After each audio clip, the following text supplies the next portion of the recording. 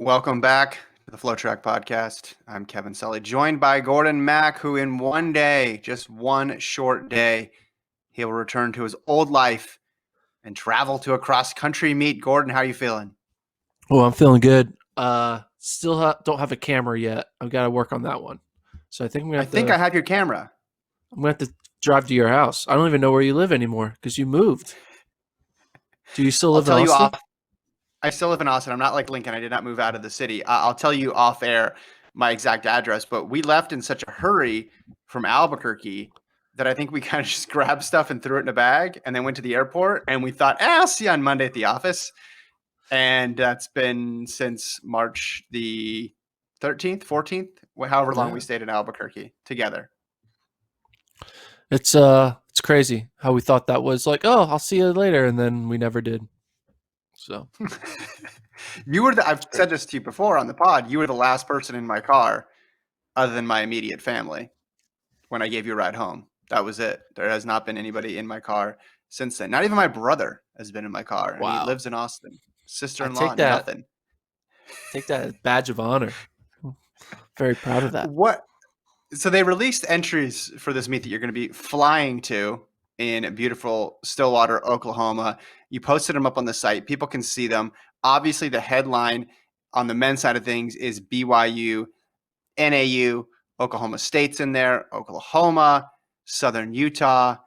We know UTEP's running, Colorado is running unattached. On the women's side, you have BYU, NAU, and then those same teams, Oklahoma State, who has some top runners there, and Southern Utah, and some Colorado runners that are running unattached. What stood out to you when you first got those entries? Did anything? This meet in general is a surprise. So, uh, what stood out to you? Well, the first is the one name that's not on the list, right? And that name is Nico Young. Nico Young is Hmm. not on the entries. So we won't get to see his collegiate debut in the middle of a pandemic. We're going to have to wait a few more months, maybe, until we get to see him. But if you look at it, there's only 4 guys on the NAU roster that competed at nationals last year. So Mhm. it's not like I mean, 4 is still a lot, but it's not like they're returning the top 5 from last year. There's no Theo Quacks, there's no Jordy Beamish, and there's no Blaze Farrow. So, Mhm. but they do have Brody Hasty, Drew Bosley, Luis Grijalva, and Abdihamid Nur. And you could argue Drew, Abdihamid, and Luis are probably their top 3 of their 7. So they're still going to be Mhm. putting out a very good team. And you got Hasty in there, who was solid last year at NCAA's, and then you also have Ryan Raff there, who qualified for NCAA indoors. I would call this NAU team here, as Gordon is he's pulling a blanket up. People who are watching the podcast are getting the full I'm experience here. Gordon cold. just I'm disappeared cold. from the screen and came back with a blanket. What would you say? Is this a B plus version of NAU's best possible combination? Because you're right, they're running their potential top 3 here. I mean, basically the only 2 people that could be in this. I mean, I guess it's missing Blaze, it's missing Nico, and it's missing Theo Quacks. But the Mm-hmm. thing is, like, you could argue that maybe Theo is interchangeable and so is Blaze. It's really only missing Nico. I think Nico is going to be one of their top 5 guys, based on conversations I've had with their coaches of what they think this guy's going to become. I Mm-hmm. don't think he's going to be just a regular freshman. He's going to be an impact freshman right away. So it's still a team that should win based on what they have. But after we do look at the results, we should put Nico in as one of their top 5 and see how much that skews the results even more into NAU's favor. So if they lose by 1 point, they're still the better team because they are running without one of their top 5 guys. Well, when I look at BYU's squad, who they're sending, that to me looks like A minus of they have a lot of their best guys set to go here, led by Connor Mance. You also have Klinger there as well. Garnica and Owens were also in their top 5. last year, and then guys like Aiden Troutner, the freshman who had a very successful high school career, is running. A lot of familiar names for people who have been following BYU the last couple of years, of guys who are like their 6, 7, 8 guy, depending on the meet. The only person they're missing here really is Clayson Shumway. So this is Who is actually going to be there? Oh, is he running Check out. unattached? Yeah, he's running unattached. Okay, can So someone explain why we're running unattached in a season that doesn't count against eligibility? You tell me. I have no idea. Colorado, maybe they're running unattached because of rules, maybe of Pac-12 rules, right? Okay, sure, but still, why are they allowed to go to the meet then? What does it matter? Well, if they're this not. is You're allowed. Colorado? You're a free person. You're allowed to go do whatever you want. You can go to a Burger King if you want. You don't need. You just have to be Sure, unattached but when you go to Burger King. but I'm assuming they're traveling as a team, so this is ostensibly a team function. So I don't know why people are running unattached in a year when it does not matter. Maybe you Or can only enter maybe 10 or something, and then everybody else had to be for BYU. Maybe you can only enter 10 official, and then you could enter some other if they had space. I'm not sure. I don't know. The Clayson Shumway one is weird. Maybe he doesn't have eligibility. Oh no, I think he definitely has. Anyway, in any event, what do you think of BYU's lineup? We'll call it. We'll count Shumway in the team score, even if they don't. So they have everybody. This is who we thought would show up this fall. Yeah, I mean there was one guy, Daniel Carney. Was it him?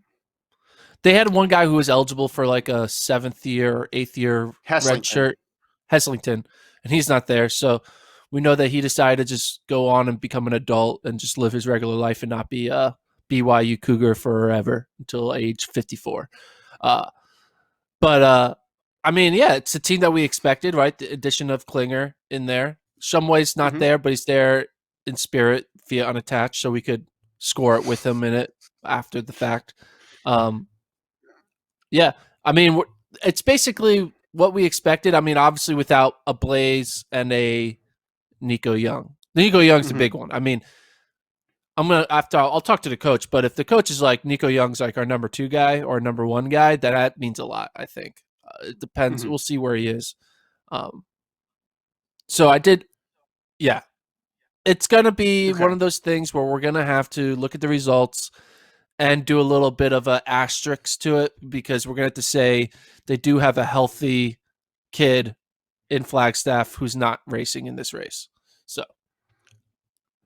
But I would argue that outside of the NCAA Championships, this is the most high quality people that are running on the top 2 teams that you would see in a regular season meet. At Nuttycombe, you would see him rest people. At the conference meet, you'd see him rest people. At regionals, they'd rest people, right? Like BYU putting that many guys out there and NAU only holding back 1 or 2. Well, holding out 1 or 2 is pretty common for everything except for NCAAs, the way I remember it. Yeah, and also, when's the last time we've had number 1 and number 2 race each other outside of a regional, right?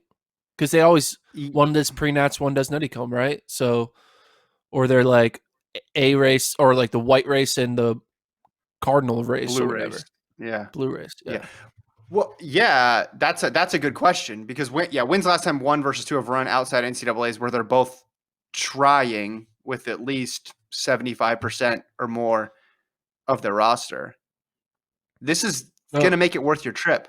This is worth your trip. Okay, that's good to know. It's Tell been the approved. people upstairs it's worth the trip, so that's good. I had to do some massaging to get that approved. I already booked the flight. I already got the hotel. I already got the rental car. I'm flying into Tulsa. How far away is Tulsa from Stillwater? It's like, I think it's less than an hour. You could either go Tulsa or Oklahoma City. I think they're both the exact same distance away because the one time I went to Stillwater, I flew into one and then flew out of the other. And it is it's an easy drive. I'm excited. I'm also incredibly jealous. What about the rest of this men's I want to go. I've been clear about that since day one. I didn't do the whole Lincoln head fake thing of like on the pod, be like, yeah, that would be an interesting thing. And then as soon as you get done recording, he's like, yeah, I'm not going. The rest of the roster or the rest of the start list, though, you have the aforementioned Lincoln's favorite team, the Oklahoma State Cowboys, on here. Are they Are they the next team in the finishing I order, do you think the think? unattached Colorado. Are we going to try to score Colorado in there? Heck yeah, we're scoring Colorado. All right, Why so we're going to have not? to manually do it because the timer's not going to do it. But you see Dressel's on there. I'm excited to see what John Dressel's going to do. Like he's Dressel's been out there. for Horniker is there. Horniker. Who else is Herrera? They have Stephen Um, Jones, who's a transfer from Mississippi State. So it'll be interesting what Colorado puts together. I don't think Colorado is the Colorado of the 2014, 15, 16 era, but they're still going to be mhm, good. Um, I did.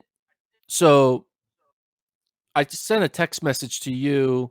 I'm not sure if you got it mm, about um, how we need to do we need to look at Oklahoma State's win over Iowa State differently based off of how good Kiptu is.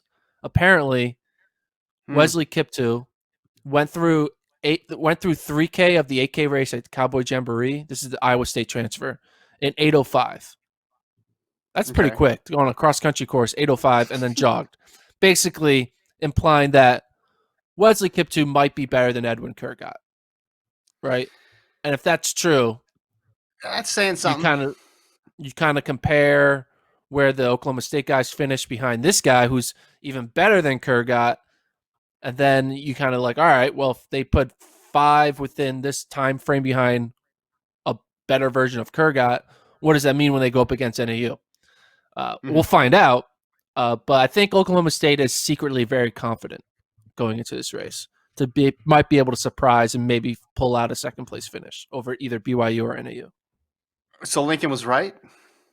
I mean, Lincoln's not right until it happens, but this is just the vibe from Stillwater. That's all I can say. Okay. Well, who else should we know about on Oklahoma State's team? We all know Isai Rodriguez, and people probably know Ryan Smeaton from his steeple exploits a couple years back. Are there other guys in there that are close to like that can mix it up with BYU and NAU's top five? It's a lot of unknown, in Mm-hmm. my opinion, because you bring up the people. I mean, Alex Meyer was, a really good high school recruit coming out. He's a Mm-hmm. sophomore now, but he didn't really do anything too crazy. Ryan Schopp is a really good freshman um, who was in their top 5. They have a bunch of like freshmen and sophomores that kind Mm-hmm. of haven't really had their like breakout, like race the way Ryan Smeaton has in the steeple or the way Isai Rodriguez has on the cross country course. Um, I would argue that this team is probably 2 years away from being good. They're like, this year is like their year of like, hey, we can be top 20 again, but they're 2 years away from being a top 10 team just because they're just full of sophomores and freshmen. Mm-hmm. But most of the other names I don't really know. I mean, there are a bunch of redshirt freshmen and sophomores, and I guess we'll have to see what they do. I don't, to be honest, I just don't know. I recognize the name Bryce Quigley, but I don't know. Yeah, it's Mm-hmm. a bunch of like 14. It's a bunch of like 1355 to 1430 guys. So maybe one of them is back in shape and is ready to break out and become a 1350 guy, and Mm-hmm. we just don't know it yet.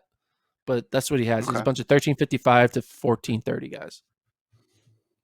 Well, that can get it done if you pair it with a Rodriguez and one other person up front.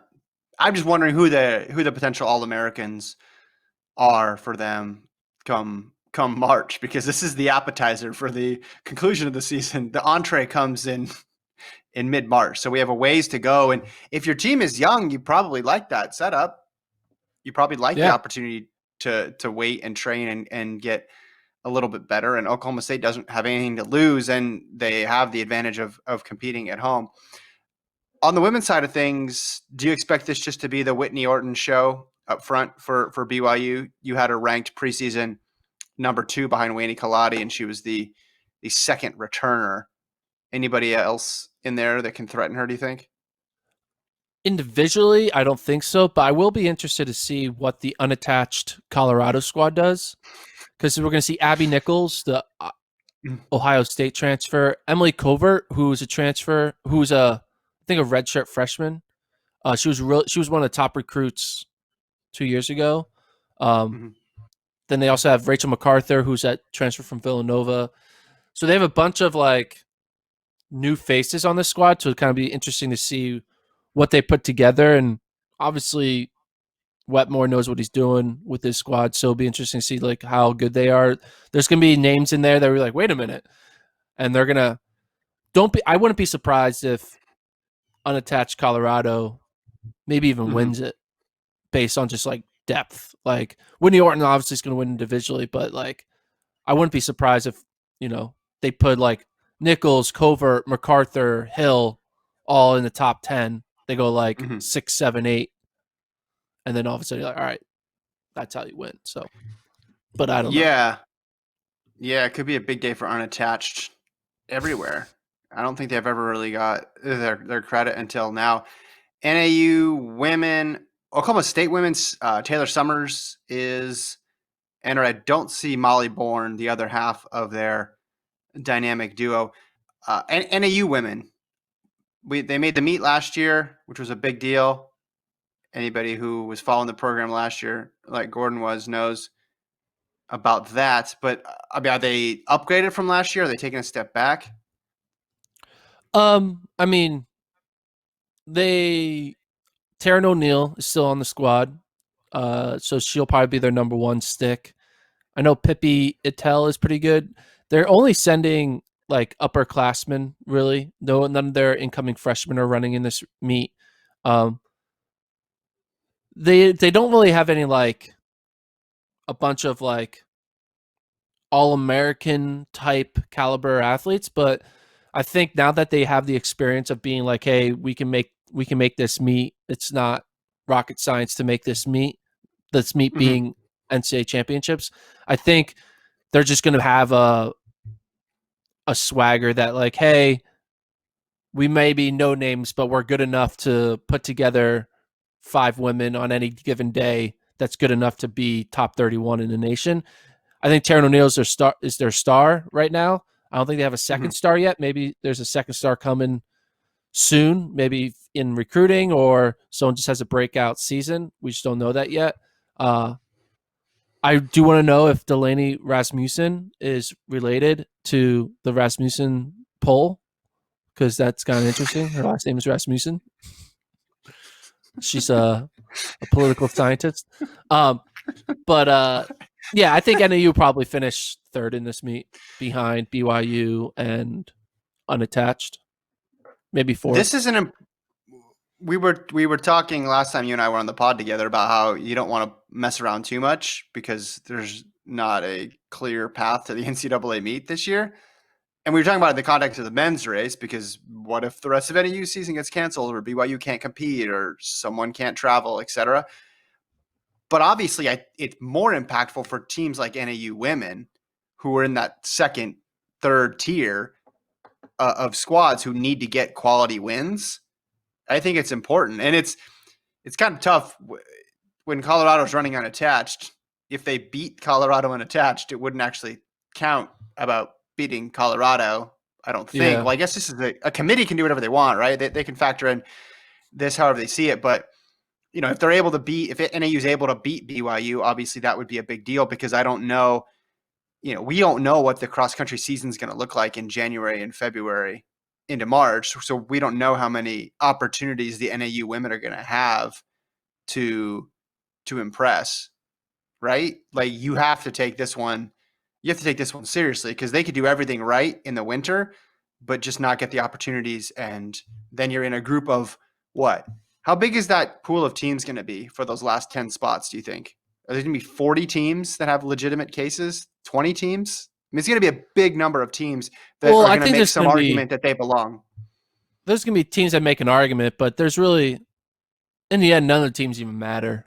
I mean, we Well, always don't talk say about that. like I know I it's know, mean, I know but that they're like not going to win. They're not going to win, but neither is yeah, the 15th seed in the NCAA tournament isn't going to win the NCAA championship or the 14th seed yeah, or that's that true. eighth team for the Big Ten. But we still spend time arguing about it. So I think Yeah, it's yeah. important. Like Okay.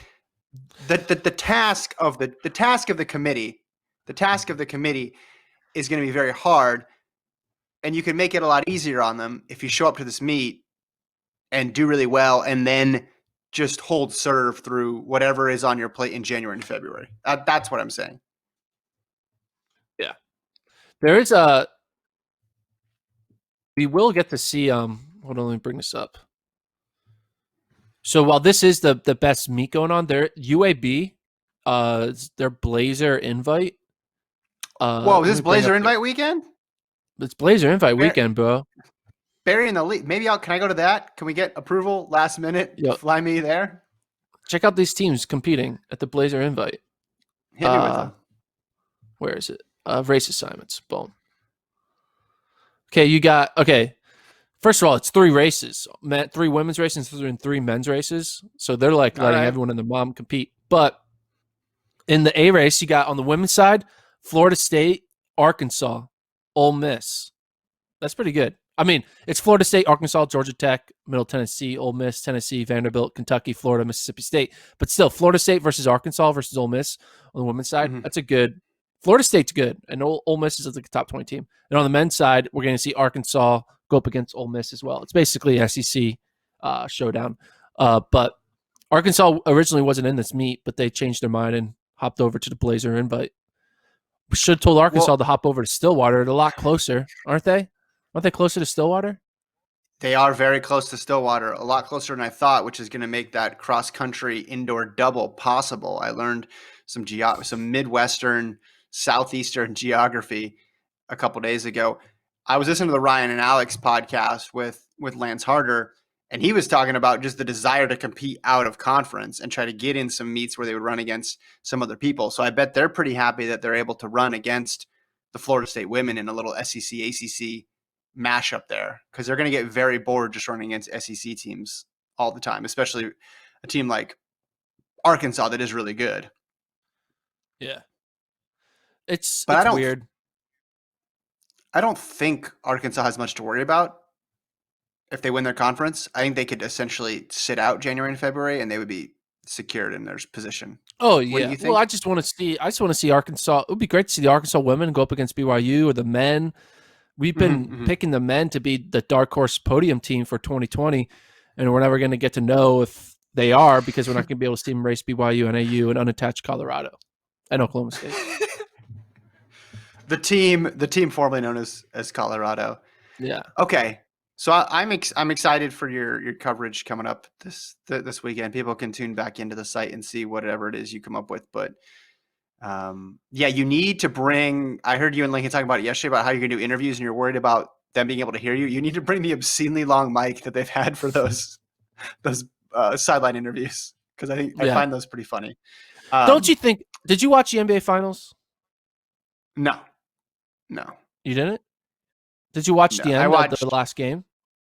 No, my wife had it on, I think, part of Game 5 or something for 5 minutes. I had no interest. Once the 2 teams were decided, Game 5 was pretty interesting.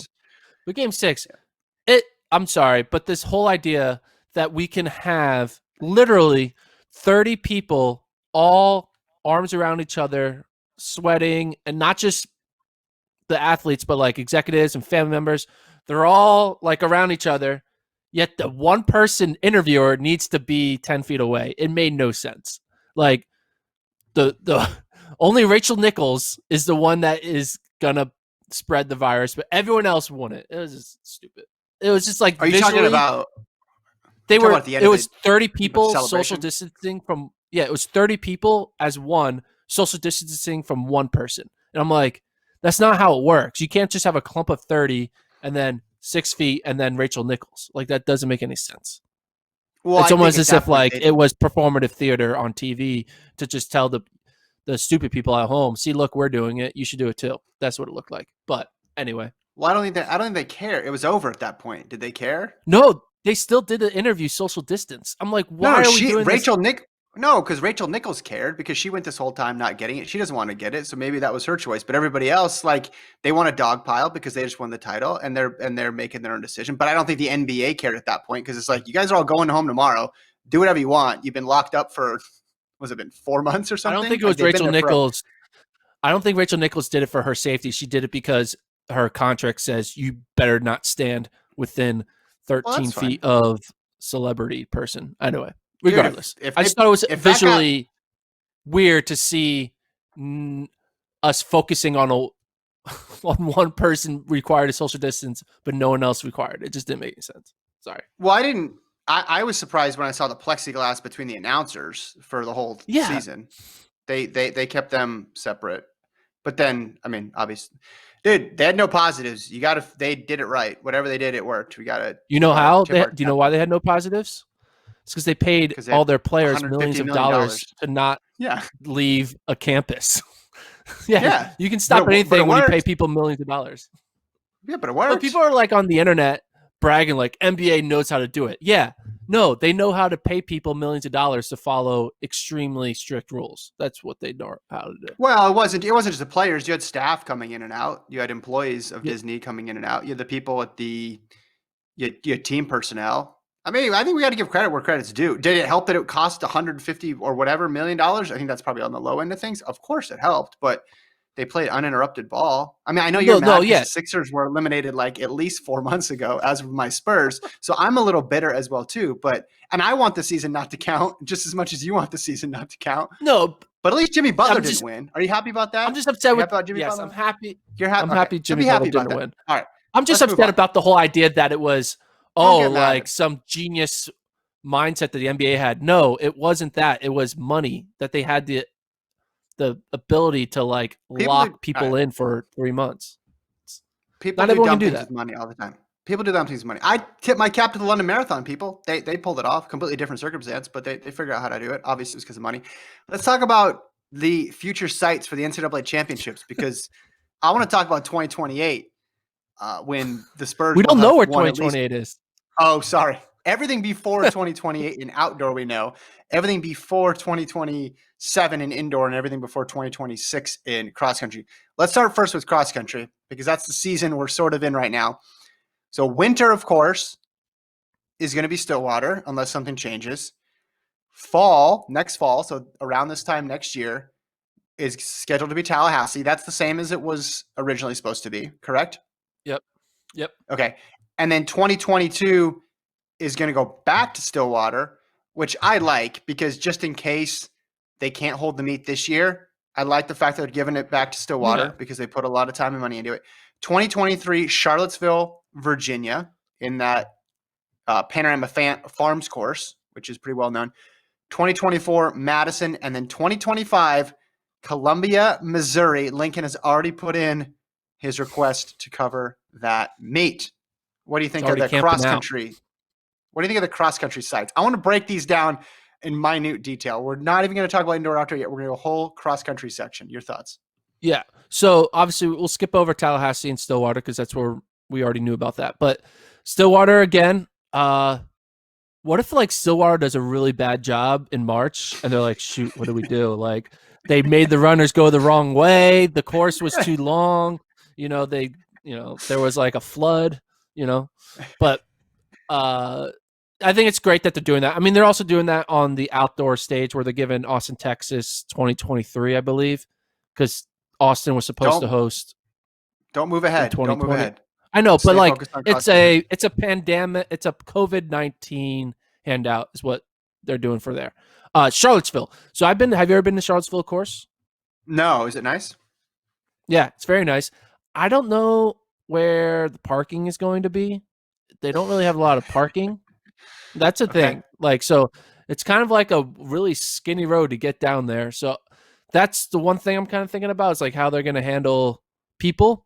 But it's a beautiful area. I do think there was like a really weird hill in the back somewhere. I went there. I filmed when Stanford went out there to do like a Rust Buster meet when they still had Grant Fisher and Sean McGorty on the team. But I don't really remember much about the meet. It's a nice course. Okay. I'm excited for Madison. Madison's going to be great. They did a good job. I do think, though, hear me out, in 2024, Madison's going to host it, and it's not going to snow, and everyone's going to be like, this is all right. I really do think the snow made everyone just fall in love with Madison. Like 10, not that they did a great job. Don't get me wrong, but we might be like rose-colored glasses with the snow in the air to make it feel like, oh, this is awesome. Right? But regardless, Madison's gonna be great, and then Columbia. I don't even know where that is. So That is in Missouri, 3 hours from. That's in Columbia, 3 hours from Springfield, home of Lincoln Shrike. It's at the Gans Creek Cross Country Course, which is a new facility, according to the internet. I'm with you on Madison. I think unless Morgan McDonald shows up again, that's a tough act to follow. yeah, They'll probably follow that blueprint though, and between the men and the women, they'll have somebody who's in the mix for the title or the team race or something. Because what made that cool was just the hometown element.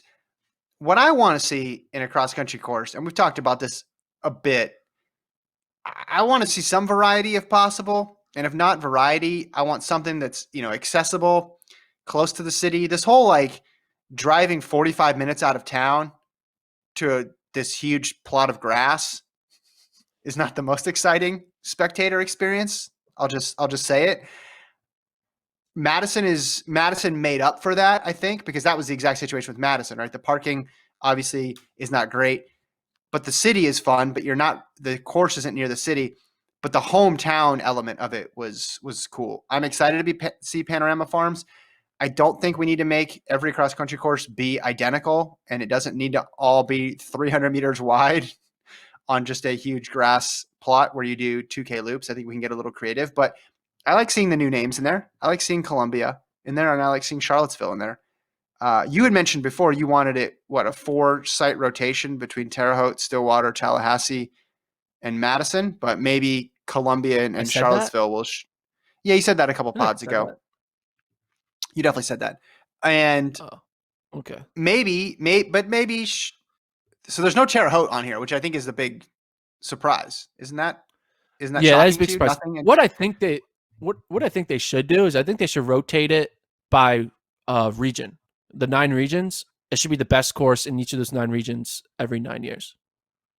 That would be cool. Okay, that's different than what you said. You have a lot of proposals. I'm gonna need to start categorizing these I because think this is Lincoln yours. said that proposal. That wasn't me. No, Because I think don't. about it. Because Because then you could have like the West. What would be the best West course? You do like the Washington course, right? Which I think is going to be is Seattle Pacific is hosts Chambers Bay. Seattle Washington's hosting D2 Nationals, which would be kind of cool. okay. Anyway, I know I'm going all over, but you could have a West regional host, and then you have, you know, Madison would be the Great Lakes version, right? You can Pennsylvania, Yeah. Bethlehem, get Paul Short course out there doing the Mid Atlantic region. I don't know.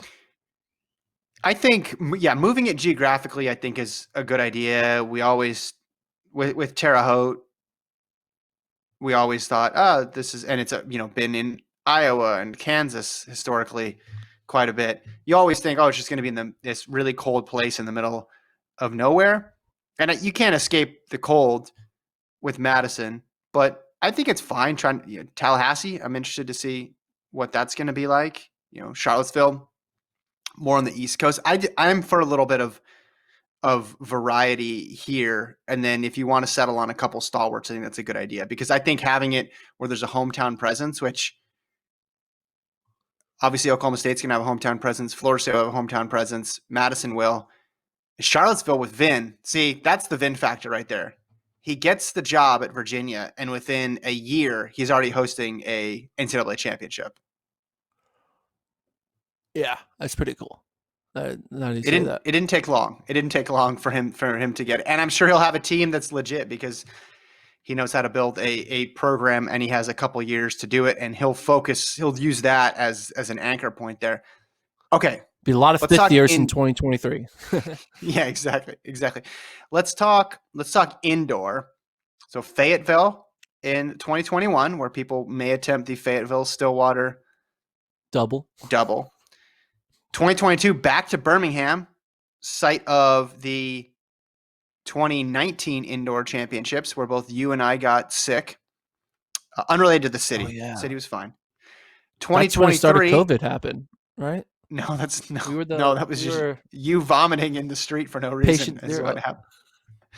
I had the flu, and then I asked Lincoln to get me food, and he brought me McDonald's, which was like the strangest decision any human has made. It was so weird. I ate it. I was starving, but it was just really weird. Like, hey, you're sick.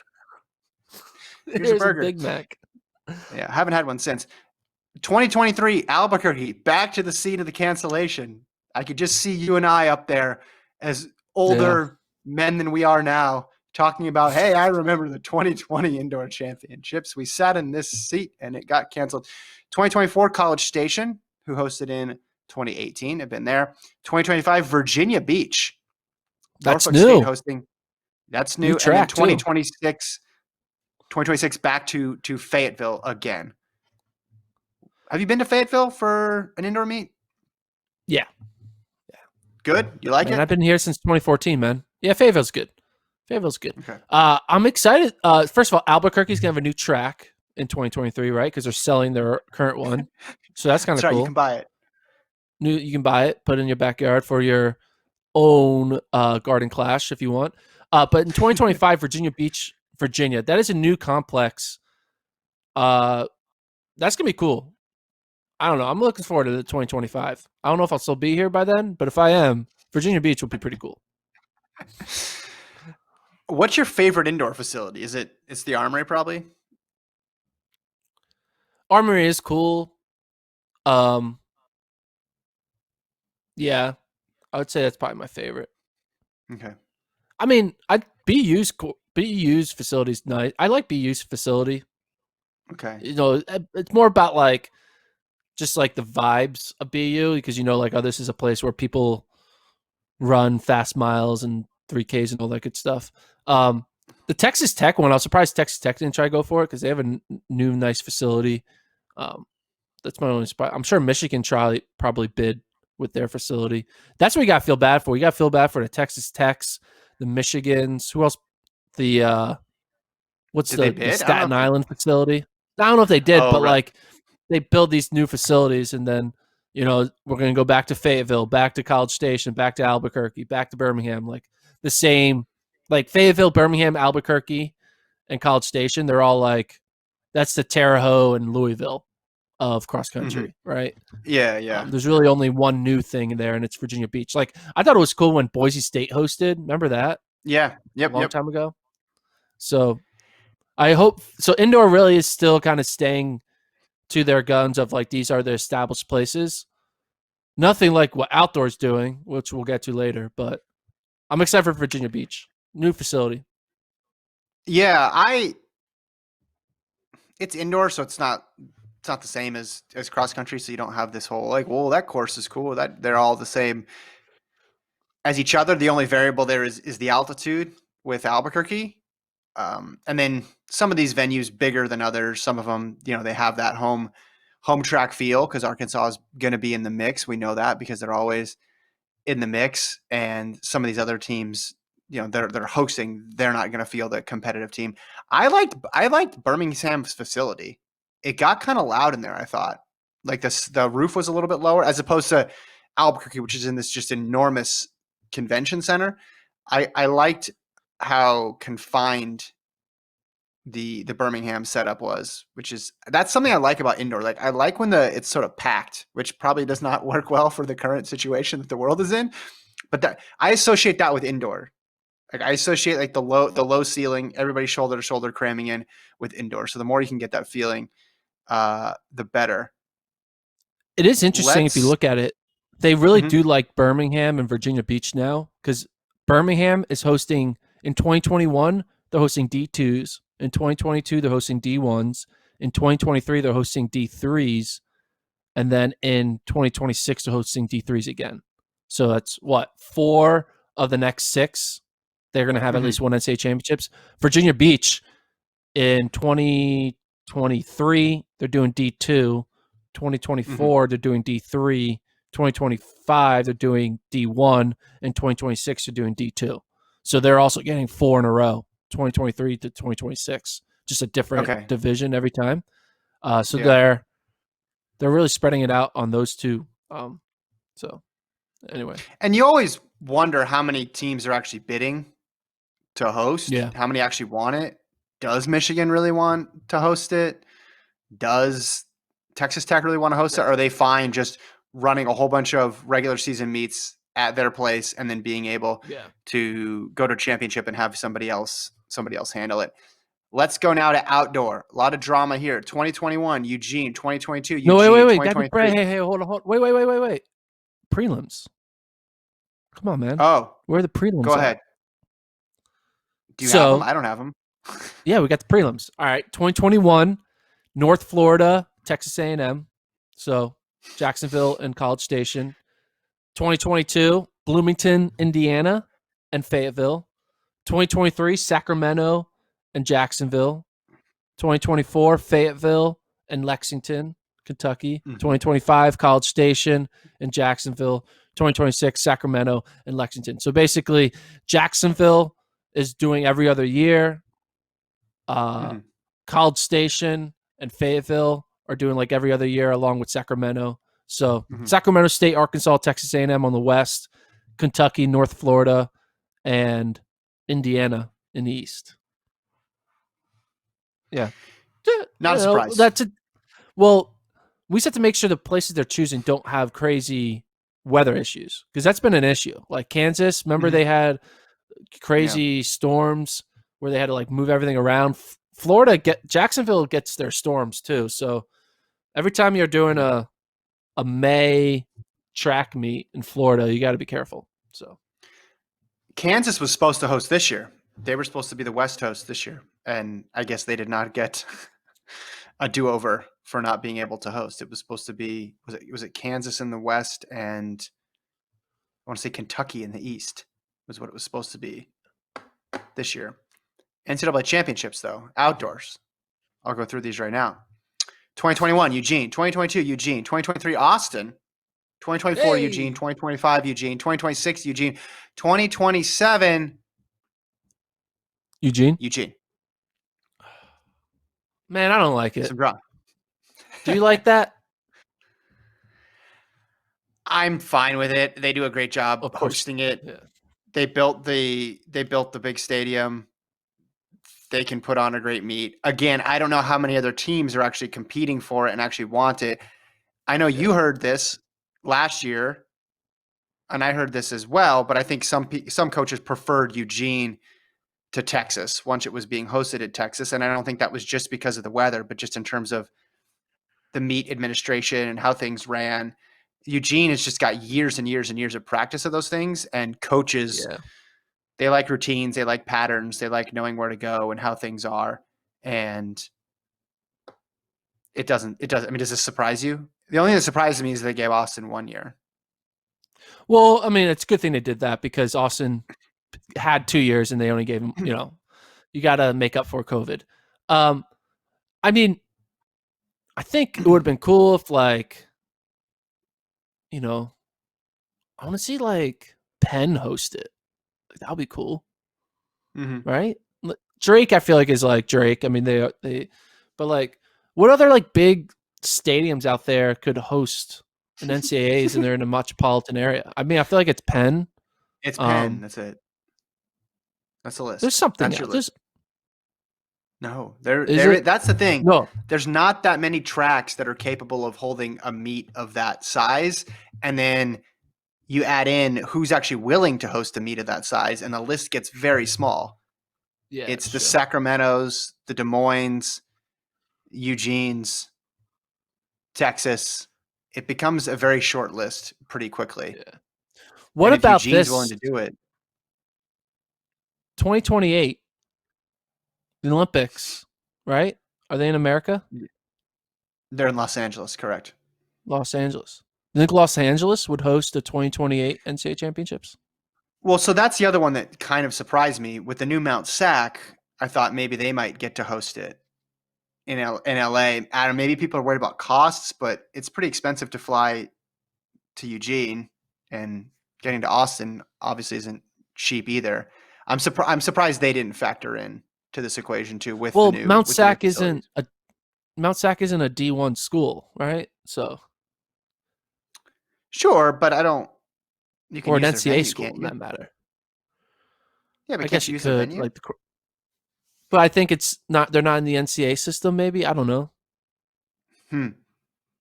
That seems I like a just weird think I want to know if rule. like where's the track for the Olympics is going to be in the Coliseum. I don't know where are they going to put it. Have they decided Yeah, that yet? they're revamping. Yes, they're revamping that. It's going to be in the main. It's not going to be at Mount Sac. The trials would be at Mount Sac, I would assume, right? But Well, they haven't announced that. They're probably going to put wouldn't you want the trials to be on the track where you're competing in the Olympics? yeah, but I thought that, but for some reason, I think I read something that said, um, The I trials don't know. haven't been I given showed out. for 2028. They haven't yet. No, it's 2024 Eugene. 2024 is Eugene, right? Mm-hmm. Mm-hmm. And Yeah. 2021 is Eugene as well. But I think it would be kind of cool if the Olympic Stadium, whatever is the Olympic Stadium, is hosting NCAAs that year. Like that would be kind of cool in Yeah, I don't think that's going 2028. to happen. I think they're Why going to try not? to keep that. They're going to try to Why keep can't that. USC host it? USC, we're hosting the Olympics and we're hosting NCAAs. Because you're asking a bunch of people to get along there that don't have any, like there's the NCAA people, and then there's the local organizing committee people, the IOC people. I think it's going to be tough. Let's see. I'm looking at Well, where I the would think track is that going to be. the local organizing people will be like, hey, we need some practice. What's a good meet we could practice with? How about the NCAA Championships? Boom. I think they're gonna host Peyton Jordan there. Actually, I was gonna say maybe they'll give them like a one-off Diamond League type meet that year. So, Yeah, but maybe I we'll don't do know. that. Track and field for the Olympics. Yeah, I think it's going to be in the Coliseum. They're going to put a temporary track in there. Yeah, it's on like a It would Kirby be Lee with the photographer was explaining this to me. That's who told me about it. It's got like it lowers down or something. There's going to be some sort of like hydraulic element to the track. I'm not doing it justice, but I'm sure people can Google oh and wow. find out the information. It's going to be cool because they're not going to They should build. try to They're not building a permanent track in there because then that pushes all those football seats back. It's going to be a temporary thing yeah. that's in there. But they should host NCAAs there.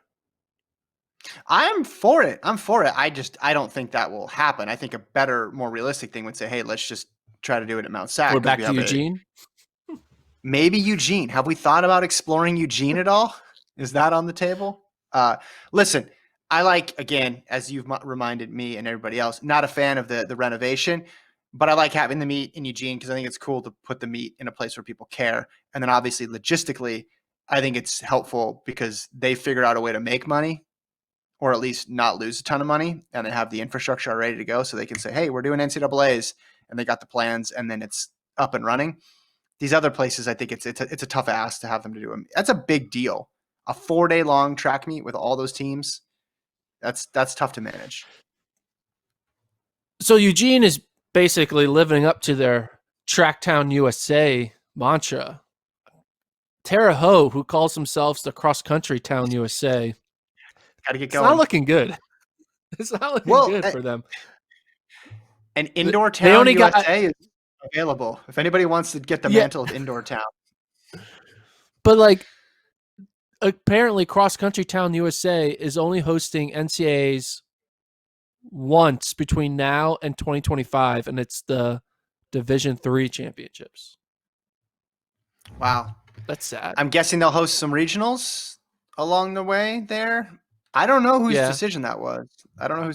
Well, I think also they might I think they're trying to like compete with NXN and Foot Locker because Okay. NFHS, whatever you call it, NSAF, the meet formerly known as New Balance Nationals, because that's Okay. like now not sponsored by New Balance.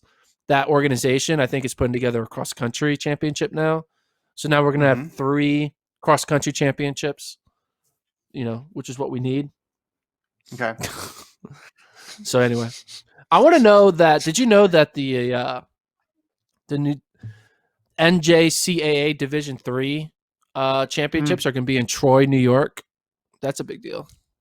I did not know that. I just found out that was NJCAA Division 3. Was it last year when you and Lincoln told me that? And it blew my mind. And I spent way more time than I'm willing to admit on TFERS or some results database looking up what it took to be an NJCAA All-American, D3 All-American. It's very interesting. I appreciate this. D2 Pueblo, Colorado is hosting D2 Outdoors in 2023 and 2025. The name of their stadium is called the Thunder Bowl. Whoa. Isn't that serious? crazy? Yeah, the At Netta CSU and Pueblo? Eddie DeRose Thunder Bowl in CSU Pueblo. I'm Googling this, the Thunder Bowl. Okay, that's a bowling alley in Fort Wayne, Indiana. Let's try this again. CSU Thunder Bowl, Pueblo. CSU Pueblo. Oh, yeah, there it is. Okay, I'm looking at this stadium. All right, I'm getting some images here. Okay, it is oh, wow. Oh, you should Google this. I should. Google this. Google it. It's got Everyone an needs to interesting Google Thunder Bowl. Yeah, Google along with us, folks, if you're listening at home. So it's got one end of the track. Okay, so you got a press box and stands from end to end, basically. And then you got that grass side, which I like. Do you like the grass side where people can sit on the grass? I've always thought that was cool in any sort of facility. I grew up going to a stadium that had grass. Okay, but what's going on the other end? The end where it says Thunderwolves. There's just like concrete for a really long time. Like, what is that over there? Why is that like that? I don't know. It's not, because that doesn't make it a bowl. If it's going to be a bowl, it's got to curve up on that side. It's flat, and then it goes up. That's weird. It's a lot of concrete. Just so much concrete on that side. And are there stands on that side? I guess there are a little bit of stands, but then I just see a lot of people like standing on track level. My question is how they're going to be able to put, the track and field tents. Like, how are they going to get a track and field tent to stay sturdy on just a slab of tilted concrete? How's that going to work? Well, and then if you look on the top of the grass side there's people walking on that concrete too up there. Like there's a lot of viewing opportunities here. And I guess they're called the Thunderwolves. So that makes sense that it's the Thunder Bowl. A+ name doesn't exactly make sense, but I'm excited for the CSU Pueblo's year to host. This is going to be cool. Doesn't really look like a bowl, but whatever. No, just a ton of concrete, just so much concrete, and the grass. So I do have other breaking news. Okay, you got to go quick here. Oh, we're running out of time. It's kind of a big deal. So someone's got to use the studio. We talked about it yesterday. I think with Lincoln, how they're now going to grant an extra year of eligibility to people for this upcoming winter season. Mm-hmm. Right? But yes, in the details of that announcement, they said that schools are no longer required to meet the minimum number of sports that you need to be considered NCAA D1. Which means like the whole reason why a lot of sports are sponsored by a lot of schools is because they need to have a certain number in order to be football eligible or conference eligible. They're taking out that requirement. And you're allowed to say, we can't support this sport due to COVID. Like that's going to be a reason you're allowed to pull out of a sport now. Okay. And is that related Which is a to big giving deal. extra eligibility? Or I don't know. It was in the same announcement, like the same meeting notes. But that's a big deal for track, right? Because now a school might be like, hey, let's drop track because we don't need it. I mean, I don't know if that's going to happen, but that was keeping a lot of programs alive because, hey, you need to have 10 sports. They're at the minimum 10, so they can't cut anymore. But now if schools that are already at the minimum number of sports, they can probably cut more all of a sudden. So it'll be interesting to see what happens. Well, yeah, we'll definitely have to see what the committee, select competition, council, board of regent governors, what they say when they get a chance to weigh in on this. Because there's probably 12 more steps too.